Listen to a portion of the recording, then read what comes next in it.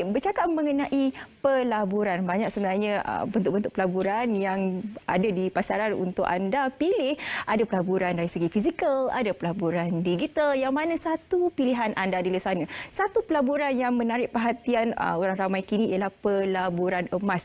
Apakah itu pelaburan emas dan adakah ianya berbaloi? Bila kita bercakap mengenai pelaburan emas ni, ramailah wanita-wanita di sana yang sekarang ini buka mata kerana ini merupakan pelaburan yang paling digemari oleh wanita. Untuk bercerita mengenai pelaburan emas ini bersama dengan saya di studio, Encik Muhammad Sahar Mahdin, Presiden Dewan Perdagangan Islam Malaysia. Assalamualaikum. Waalaikumsalam. Apa khabar Syafiqah? Selamat Hari Raya. Alhamdulillah. Selamat Hari Raya. Bagaimana raya tahun ni? Alhamdulillah, saya dapat beraya di kampung halaman saya di Bangi, di Selangor. Kemudian 3 hari lepas saya pulang ke rumah mertua saya di Kota Baru. Kelantan. Oh, itu memang kesesakan dia. Faham? Semua saya semalam delay. Penerbangan saya 2 jam. Okey. Itu memang masalah isu semasa sekarang ini. Baik, kita bercakap mengenai pelaburan. Tapi hari ini kita nak fokuskan kepada pelaburan emas. Seperti mana saya katakan tadi, bila kita sebut pasal emas ni, kalau wanita tu mata dia kecing, bersinar-sinar dah. Sebab ini antara pelaburan yang paling diminati oleh wanita. Tapi sebelum itu, kita nak bercerita terlebih dahulu. Apakah itu pelaburan emas sebenarnya? Dan kebaikan dalam pelaburan emas ni, apakah dia? Ya, Syafiqah. Kalau kita lihat sebenarnya, sebenarnya emas ni satu ciptaan yang Allah berikan, Allah kurniakan kepada umat manusia. Dan kalau kita melihat hari ini, emas ni merupakan barang yang sangat bernilai, bukan saja di sisi manusia, tapi Allah menyebut dalam Al-Quran beberapa kali bahawa emas ni merupakan simpanan yang sebenar, dan emas ni sebenarnya boleh mencipta kekayaan.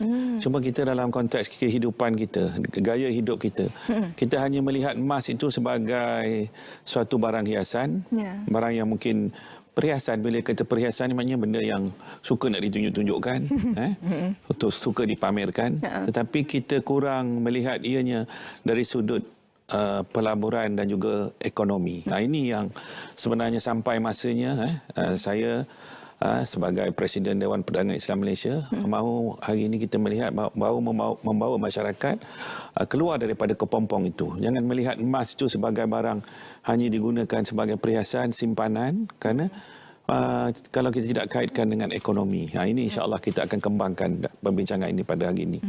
Jika berkata mengenai emas itu boleh dijadikan pelaburan, apa di antara jenis-jenis pelaburan yang ada yang berkaitan dengan emas ini? Ya, secara umumnya emas ni memang kita ada pilihan di sini. Dalam konteks konvensional, yang paling mudah ialah membeli emas secara fizikal dan kita simpan. Ini secara tradisinya. Tetapi hari ini berlakunya inovasi, dan zaman ledakan digital hari ini membolehkan orang ramai menjalankan perniagaan transaksi emas secara digital. Kenapa penting digital ni, Syafiqah? Kerana harga emas di dalam dunia ni ditentukan oleh satu badan saja, iaitu London Metal Exchange. Maknanya kita di Malaysia, sama ada kita orang berada di negara Afrika, negara Brazil, seluruh dunia, dalam satu masa harga emas satu saja, iaitu yang ditetapkan oleh London Metal Exchange. Jadi, dan harga emas ni berubah-ubah setiap saat. Ini yang masyarakat kita tak tahu.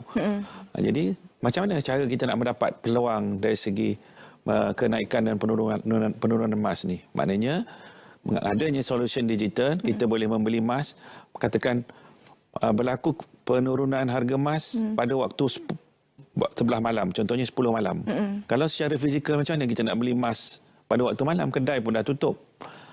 Keesokan harinya pula, kedai dah buka, harga emas naik balik. Sebab saya sebut dia setiap saat harga emas berubah. Sebagai contohnya, sewaktu perang krisis Rusia dan Ukraine, dalam satu malam emas naik 4.4%. Macam mana cara nak beli? Tak boleh beli kalau tidak ada solution digital. Di sini pentingnya juga perdagangan emas mesti diintegrasikan dengan elemen digital, patuh syariahnya, dan mesti patuh undang-undang. Kerana dalam masyarakat kita ni banyak yang terjebak dengan skim-skim penipuan. Kita sekarang disebut sebagai scammer, di mana mereka boleh terlibat kepada perdagangan emas ataupun pelaburan emas yang menjanjikan pulangan-pulangan tertentu. Ada yang menawarkan dividen pula. Ini memang cara-cara untuk kita mengenal pasti pelaburan emas yang scam ni ialah kalau dia menjanjikan pulangan. Sebab emas ni dia tidak macam pelaburan lain. Dia harganya tidak boleh ditentukan berapa peratus pulangannya dan sebagainya. Dia ditentukan oleh harga ditentukan oleh London Metal Exchange dan dia sentiasa berubah-ubah. Jadi tak mungkin kita boleh menjanjikan pulangan. Di sinilah maknanya pendidikan dan kesedaran orang ramai perlu kita berikan, dan hari ini kita ada pilihan. Ada produk-produk baru yang diperkenalkan oleh operator pelaburan yang boleh, contohnya kita boleh membeli emas melalui pembiayaan tawaruk. Macam kita beli property, rumah, Syafiqah. Kita beli rumah, contoh harga rumah, kalau di Kuala Lumpur ni rumah teres 2 tingkat, contohnya RM500,000 ataupun RM600,000. Kita tak perlu keluar duit RM500,000 daripada pocket money kita. Tak mungkin pun orang kebiasaan ni boleh kumpul duit RM500,000 untuk beli rumah. Kita boleh keluarkan 10% deposit, kemudian kita boleh dapat pembiayaan 90% daripada pembiaya. Jadi sama. Konsep ni boleh diterjemahkan dalam urus niaga emas juga. Maknanya orang ramai boleh mendapat gandaan ataupun tambahan pembelian emas menggunakan kaedah tawaruk. Ini satu lagi yang kita nak war-warkan, maknanya hari ini dalam kita berekonomi. Kita tak melihat emas, kita tidak integrasikan emas dalam bentuk ekonomi. Kemudian kita tidak melihat syariah, kita kaitkan dengan perniagaan dan bisnes. Syariah memikirkan soal, mungkin terlalu memikirkan kaedah syariah. Kemudian emas, cerita dari segi perdagangan emas. Sekarang ni kita perlu integrasikan elemen syariah, instrumen syariah yang memang sistem muamalat Islam ni boleh mencipta kekayaan untuk umat manusia. Tinggal lagi kita tidak explore, tidak mencari sepenuhnya. Kemudian emas tu memang Allah dah janjikan itu sumber kekayaan yang sepatutnya kita kembangkan, bukan hanya menjadikannya sebagai barang perhiasan saja. Kemudian kita implementkan juga, integrasikan dengan digital solution. Jadi maknanya dengan 3 ni, menggunakan kekuatan emas, kekuatan syariah dan kekuatan digital ni membolehkan kita hari ini mencari penyelesaian baru yang boleh menyelesaikan pemulihan ekonomi dan mengembangkan ekonomi kita. Inilah sebenarnya sangat menarik, Syafiqah, kalau kita melihat bagaimana emas itu kita boleh menjadikan dia sebagai instrumen ekonomi. Saya mengambil balik apa yang Tuan katakan tadi, ada yang membeli emas untuk dipakai, khususnya wanita, dipakai untuk ditunjuk sebab rasa cantik kan. Lagi-lagi musim raya ni, kalau bila kita balik kampung tu masing-masing lah tunjuk gelang yang dia ada, rantai yang ada, semuanya menunjuk-nunjuk orang kata. Tapi bila wanita membeli emas ni, mereka mengatakan bahawa bukan beli semata-mata cantik, tapi inilah untuk pelaburan masa hadapan. Adakah berbaloi sebenarnya membeli emas yang dipakai itu sebagai pelaburan? Kalau dari segi pelaburan, Syafiqah, kalau kita membeli emas di kedai-kedai penjualan emas ni, sebenarnya mereka kena lihat berapa spread. Ini bahasa perniagaan emas ni.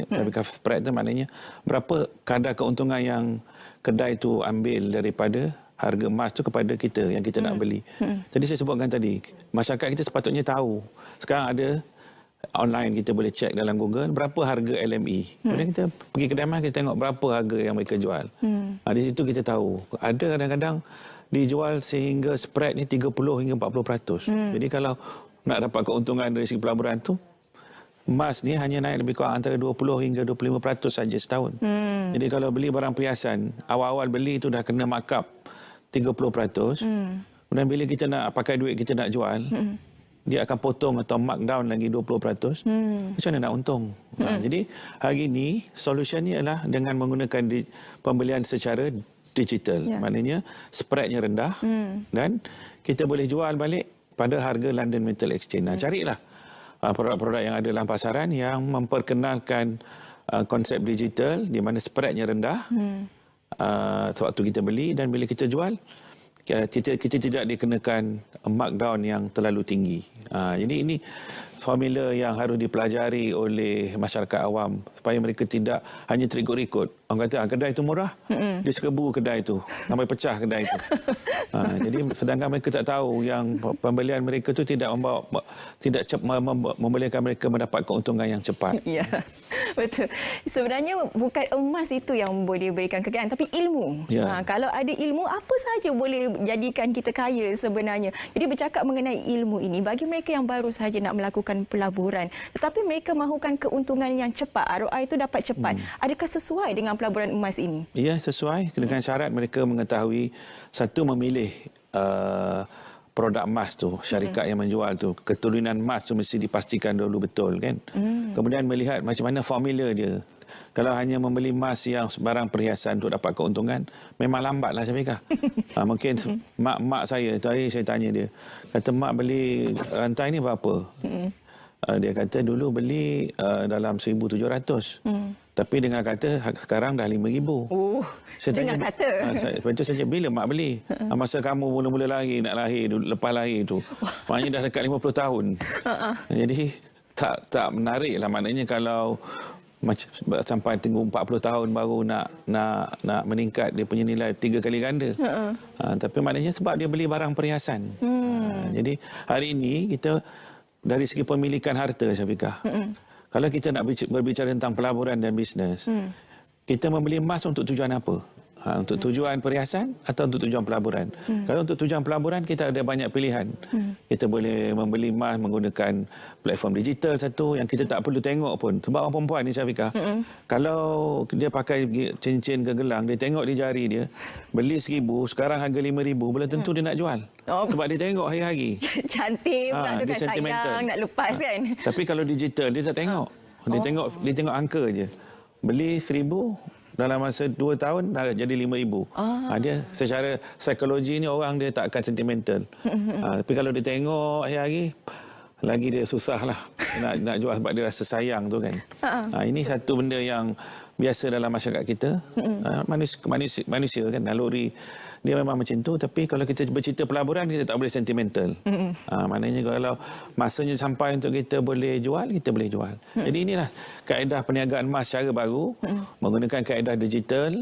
Kita tak perlu nak bawa emas keluar pergi kedai, bawa balik kedai semua. Dan kita boleh mendapat faedah daripada kenaikan emas dari semasa tu.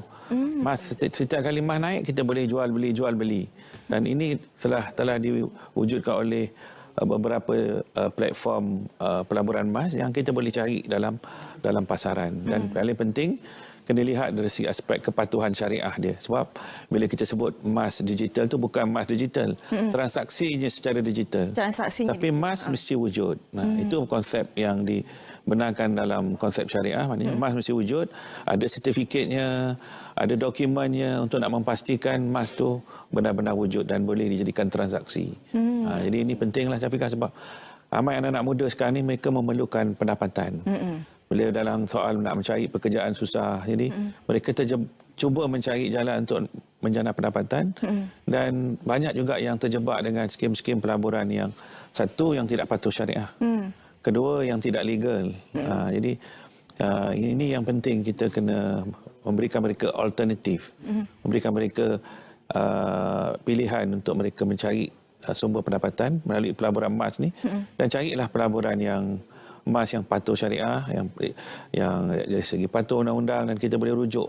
Dan Dewan Perdagangan Islam Malaysia sebagai pusat ataupun pihak yang boleh dijadikan rujukan boleh refer kepada kita. Kita boleh memberikan bimbingan, pendidikan dan sebagainya. Menyentuh mengenai anak-anak muda ni, mungkin mereka juga tidak mempunyai modal yang tinggi. Jadi mungkin pelaburan digital ini juga boleh memberi peluang kepada mereka, kerana difahamkan pelaburan emas digital ini kosnya juga ataupun charge-nya agak minimum, agak rendah. Memang betul, sebab oleh kerana kenapa hari ini saya fikir kalau kita lihat dalam kehidupan kita, hari ini kita menggunakan banyak solution digital. Contohnya kita nak order makanan, kita tak perlu pergi lagi ke kedai, restoran lagi. Kalau kerja dalam pejabat ni, macam bila nak pergi, nak habis masa 1 jam untuk nak pergi makan. Jadi solution digital boleh memberikan penyelesaian. Serupa juga dalam bentuk pelaburan. Kenapa kedai emas tu dia perlu menjual harga emas yang pada harga yang mereka jual sekarang dengan spread yang agak tinggi, kerana mereka ada kos. Saya pernah tengok kedai emas, dia tak boleh buat macam warung. Betul. Mereka kena buat renovation yang mewah. Bayar pekerja pun kena pilih pekerja yang cantik-cantik, sebab nak jual emas ni. Kalau macam saya ni jual memang tak laku lah. Kan? Nak cari model lagi. Kena bayar gaji yang tinggi. Kemudian kena ada insurans, nak kena cover mereka, kena security lagi. Security pula yang ada senapang pula. Nak jaga emas ni. Jadi dengan sebab itulah emas tu tak boleh dijual pada harga yang rendah dengan cara tradisional. Betul. Tapi dengan penyelesaian digital, semua ni tak perlu. Jadi, harga emas dapat dijual pada harga yang lebih rendah spread dia. Dan ini memberikan kebaikan kepada orang ramai. Supaya bila mereka beli pada harga yang rendah, bila masa saja bila emas naik, mereka terus tekan saja button, mereka dah dapat keuntungan. Ini hari ini digital ni boleh memberikan satu nilai tambah yang cukup berkesan dalam konteks kita nak menjana pendapatan dan menjana ekonomi. Ya. Bercakap mengenai pelaburan emas ni memang kita tak boleh sembang 15 minit. Sebab banyak lagi faktor-faktor yang perlu kita bincangkan mengenai pelaburan emas ni. Tapi itu sahaja masa yang kita ada. Encik Muhammad Sahamaddin, Presiden Dewan Perdagangan Islam Malaysia, bercerita mengenai pelaburan emas. Berbaloikah? Berbaloi kalau dijadikan pelaburan, kurang berbaloi kalau dijadikan sebagai perhiasan. Perhiasan semata-mata. Nilai nanti. Kita kena fikir faktor-faktor itu. Terima kasih sekali lagi saya ucapkan. Sama-sama. Baik, kepada anda semua daripada pelaburan emas, kita nak terus saja bergantung